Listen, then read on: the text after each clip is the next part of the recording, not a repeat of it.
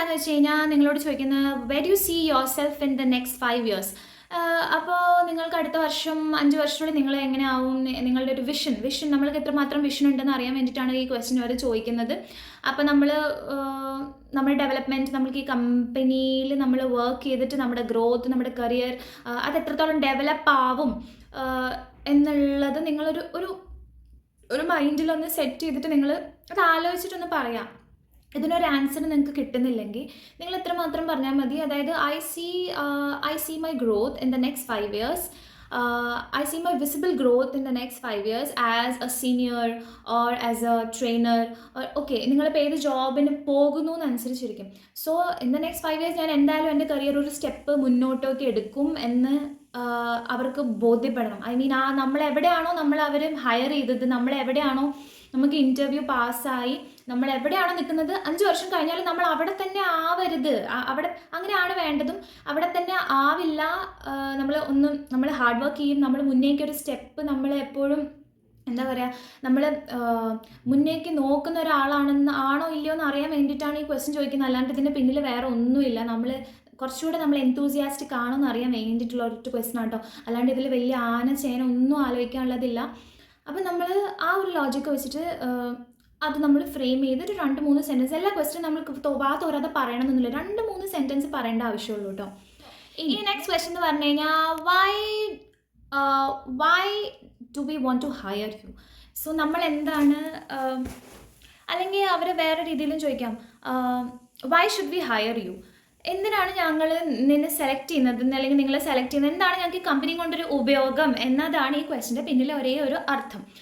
So ഇങ്ങനെ ചോദിക്കുമ്പോൾ നമ്മൾ പറയേണ്ടതെന്ന് വെച്ച് കഴിഞ്ഞാൽ ഈ കമ്പനിയിൽ നമ്മൾ ഈ കമ്പനി കയറ്റിയ ശേഷം ഈ കമ്പനിക്ക് എന്തൊക്കെ നമുക്ക് കോൺട്രിബ്യൂഷൻ ചെയ്യാൻ പറ്റും എന്നുള്ളത് വ്യക്തമായിട്ട് പറയാം.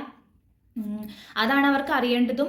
അല്ലാണ്ട് നമ്മളെ ഹയർ ചെയ്ത ശേഷം അവർക്ക് പ്രത്യേകിച്ച് ഒരു ലാഭമോ അല്ലെങ്കിൽ പ്രത്യേകിച്ച് ഒരു ഗുണവും ഇല്ലെങ്കിൽ നമ്മൾ എന്താ പറയുക, അത് ഭയങ്കര ഒരു ഐഡൽ ഒരു പേഴ്സൺ ആണെങ്കിൽ അതിൽ അവർക്ക് എന്താ പറയുക, അങ്ങനെ ഒരാളെ ആവശ്യമില്ല, ഒരു കമ്പനിക്കും ആവശ്യമില്ല. സോ നമ്മൾ പറയാം നമ്മൾക്കുള്ള ആ സ്കിൽസ് വെച്ചിട്ട് നമുക്ക് കമ്പനിക്ക് എന്തൊക്കെ കോൺട്രിബ്യൂഷൻ ചെയ്യാൻ പറ്റും, നമ്മൾ കമ്പനിയിൽ എങ്ങനെയൊക്കെ ഉയർത്തും, എങ്ങനെയൊക്കെ നമ്മൾ വേറെയുള്ള എംപ്ലോയീസിനായാലും ഹെൽപ്പ് ചെയ്യാൻ പറ്റും, കമ്പനീനെ തന്നെ ഹെൽപ്പ് ചെയ്യാൻ പറ്റും എന്നുള്ളത് നമ്മൾ അങ്ങനെ ഫ്രെയിം ചെയ്തിട്ട് അങ്ങനെ പറയാം. പിന്നെ describe your self in 3 words അങ്ങനെയൊക്കെ പറയും. ഡിസ്ക്രൈബ് യുവർ സെൽഫ് നിങ്ങൾക്ക് 3 വാക്കിൽ നിങ്ങളെ ഡിസ്ക്രൈബ് ചെയ്യാൻ പറ്റുമോ. സോ റെസിലിയൻ്റ് ആണ്, നിങ്ങൾ ഭയങ്കര ബോൾഡാണ്, പോസിറ്റീവ് ആണ്. സോ ഏതെങ്കിലും 3 വേർഡ്സ് നിങ്ങളെ തന്നെ ഡിസ്ക്രൈബ് ചെയ്യാൻ പറ്റുന്ന 3 വേർഡ്സ്. ആ 3 വേർഡ്സിൽ എന്ന് പറഞ്ഞു കഴിഞ്ഞാൽ നിങ്ങളിപ്പോൾ ഫോർ എക്സാമ്പിൾ പോസിറ്റീവ് പറയുകയാണ്, I M A very positive person. Positive എന്ന് പറഞ്ഞു കഴിഞ്ഞാൽ എല്ലാ രീതിയിലും നിങ്ങൾ പോസിറ്റിവിറ്റി സ്പ്രെഡ് അത് മൈൻഡിൽ വെക്കണം. പോസിറ്റീവ് എന്ന് പറഞ്ഞു കഴിഞ്ഞാൽ അത് പോസിറ്റീവ് തന്നെ ആയിരിക്കണം. അടുത്ത ക്വസ്റ്റ്യൻ നിങ്ങൾക്ക് ചിലപ്പോൾ വരിക വാട്ട് ഈസ് യുവർ ലിമിറ്റേഷൻസ് എന്നായിരിക്കും. അപ്പോൾ ആ ലിമിറ്റേഷൻസിൽ നിങ്ങൾ ഈ പോസിറ്റിവിറ്റി നശിപ്പിക്കുന്ന ഒന്നും പറയാൻ പാടില്ല. അപ്പോൾ നിങ്ങൾ എന്ത് പറയുമ്പോഴും ആലോചിച്ച് പറയാം. അതുപോലെ നിങ്ങൾക്ക് വാട്ട് ഈസ് യുവർ ലിമിറ്റേഷൻസ് എന്നായിരിക്കും അടുത്ത ക്വസ്റ്റ്യൻ. അതിൽ നിങ്ങൾ പറയേണ്ടതെന്ന് വെച്ചാൽ ആ ലിമിറ്റേഷൻ ഒരിക്കലും ഈ ക്യാബിൻ ക്രൂ ജോബിനെ എന്താ പറയുക നെഗറ്റീവായിട്ട് ഇമ്പാക്റ്റ് ചെയ്യുന്ന ഒന്നും പറയരുത്. ബിക്കോസ് ചിലർ പറയും ഞാൻ ഭയങ്കര ഇംപേഷ്യൻ്റ് ആണ്, എനിക്ക് ഉറക്കത്തിൽ നിന്ന് എണീറ്റ് കഴിഞ്ഞാൽ എനിക്ക് ചിലപ്പോൾ ഞാൻ ഭയങ്കര എനിക്ക് ദേഷ്യം വരും. ഇതൊന്നും പറയരുത്. കാരണം ഉറക്കം എന്ന് പറഞ്ഞ കാര്യം നിങ്ങൾ വൺസ് ക്യാബിൻ ക്രൂ ഇല്ല, അത് മറന്ന് വെച്ചിട്ട് വേണം നിങ്ങൾ വരാൻ. സോ ഉറക്കത്തിൽ നിന്ന് എണീക്കേണ്ട പല സിറ്റുവേഷൻസും 2 മണിക്ക് 3 മണിക്ക് അവർ ചിലപ്പോൾ നമുക്ക് ഉറക്കം ഒരിക്കലും നമുക്ക് എന്താ പറയുക ഒരു കണ്ടിന്യൂസ് ആയിട്ടില്ല. സോ അതിൽ ഇംപേഷ്യൻ്റ് ആയവർ നിങ്ങളാണെങ്കിൽ വൺസ് നിങ്ങൾ ഈ ജോബിന് ജോയിൻ ചെയ്ത് നിങ്ങൾ എന്തായാലും നിങ്ങളുടെ ശീലം മാറ്റിക്കോളും. അതല്ല നിങ്ങൾക്ക് ഭയങ്കര പ്രശ്നമാണെങ്കിൽ പ്ലീസ് എനിക്ക് തോന്നുന്നില്ല ഈ ജോബ് നിങ്ങൾക്ക് വേണ്ടി ആയിരിക്കുന്നു. കാരണം ഈ ദേഷ്യം എന്ന് പറഞ്ഞ വലിയൊരു ഫാക്ടർ തന്നെയാണ്. കാരണം നമ്മൾ എത്ര വലിയ ദേഷ്യത്തിലാണെങ്കിൽ നമുക്ക് ഒരിക്കലും അത് പുറത്ത് കാണിക്കാൻ പറ്റില്ല. ഫ്ലൈറ്റിനുള്ളിൽ ഒരു പാസഞ്ചേഴ്സിനോട് നമ്മൾ മോശമായിട്ട് ബിഹേവ് ചെയ്യാനോ നമ്മുടെ ദേഷ്യം നമ്മുടെ വേ ഓഫ് ടോൺ വരെ നമ്മൾ ഒത്തിരി ശ്രദ്ധിക്കേണ്ട ആവശ്യമുണ്ട്. എന്തൊക്കെ പറഞ്ഞാലും നമ്മൾ സംസാരിക്കുന്ന ടോൺ, നമ്മുടെ ഫേഷ്യൽ എക്സ്പ്രഷൻസ്, ഇതൊക്കെ ഒത്തിരി മാറ്റർ ചെയ്യും. നമ്മളെ വാച്ച് ചെയ്യാൻ ആൾക്കാരുണ്ട്, നമ്മൾ അങ്ങനെയാണ് നമ്മൾ ട്രെയിൻ ചെയ്യുന്നത്. സോ ഓൾവേസ് ബി പേഷ്യൻസ് എന്ന് പറഞ്ഞാൽ വലിയൊരു ക്യാരക്ടറിസ്റ്റിക്സ് തന്നെയാണ്. So what is A limitation ചോദിക്കുമ്പോൾ നിങ്ങൾ ഈ ജോബിനെ നെഗറ്റീവായിട്ട് ഇമ്പാക്റ്റ് ചെയ്യുന്ന ഒന്നും പറയാണ്ടിരിക്കുക.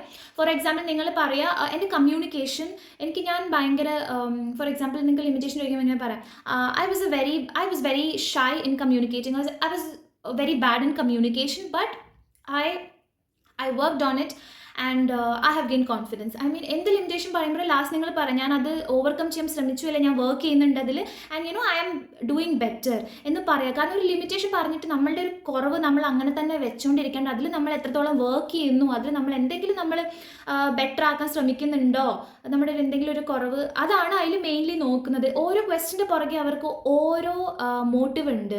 അപ്പം നമ്മൾ അത് മനസ്സിലാക്കണം. ഒരു ക്വസ്റ്റ്യൻ ചോദിക്കുമ്പോൾ ഇത് എന്തുകൊണ്ട് ഈ ക്വസ്റ്റ്യൻ നമ്മളോട് അവർ ചോദിക്കുന്നു എന്നുള്ളത് നമ്മൾ എന്തായാലും തീർച്ചയായിട്ടും മനസ്സിലാക്കണം. അതിനാണ് ഞാൻ ഈ ഓരോ ക്വസ്റ്റ്യൻ ചോദിക്കുമ്പോൾ അതിൻ്റെ പുറകിൽ അവർ എന്താ ആലോചിക്കുക, പുറകിൽ അവർക്ക് എന്താ വേണ്ടതെന്ന് ഞാൻ പറഞ്ഞു തരുന്നത് കേട്ടോ.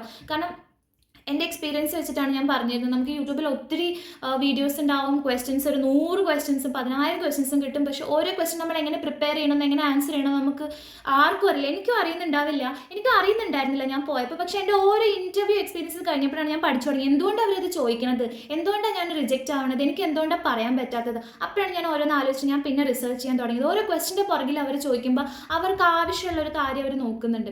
അത് അവർക്ക് കിട്ടിക്കഴിഞ്ഞാൽ നിങ്ങൾക്ക് എന്തായാലും തീർച്ചയായിട്ടും നിങ്ങൾ ഇൻ്റർവ്യൂവിന് പാസ്സാവും. 4, 5, 6 റൗണ്ട് ഇരുന്നോട്ടെ നിങ്ങൾ ഇൻ്റർവ്യൂവിന് പാസ്സാവും. നിങ്ങൾക്ക് ക്വസ്റ്റ്യൻസ് എല്ലാം നിങ്ങൾ ആലോചിച്ച് പറഞ്ഞു കഴിഞ്ഞാൽ എന്തായാലും നിങ്ങൾ പാസ്സാവും.